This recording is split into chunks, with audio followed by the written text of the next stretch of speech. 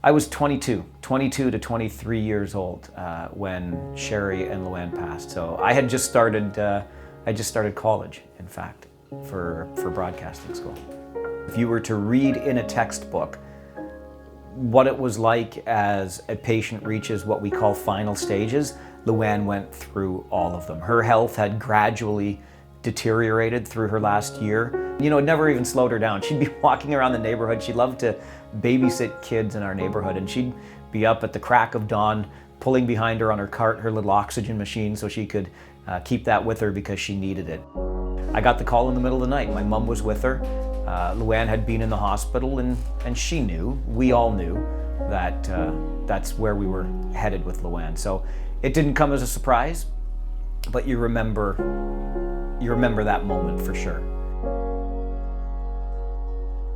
It was a lot different with Sherry. I remember it so vividly. She had gone in for a routine checkup, and the doctors found something they didn't really like in that checkup, and so she had to stay in the hospital. Got the call that Sherry was in the hospital, she'd be staying, she wants to see you.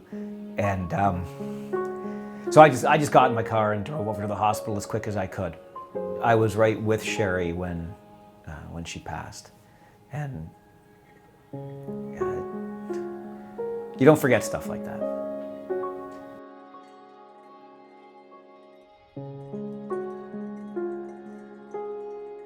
I was reading a book. It was a biography of Roberto Clemente. And there was a quote that said, a person who has the ability to help others and fails to do so has wasted his life.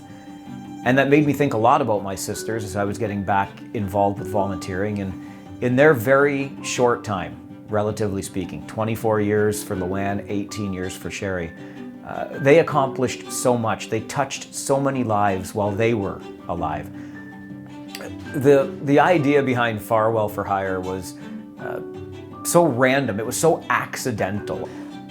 I just wanted to find a way to fundraise without having to ask people for money, without just having to go with my hand out and say, will you please make a donation, or will you please sponsor me?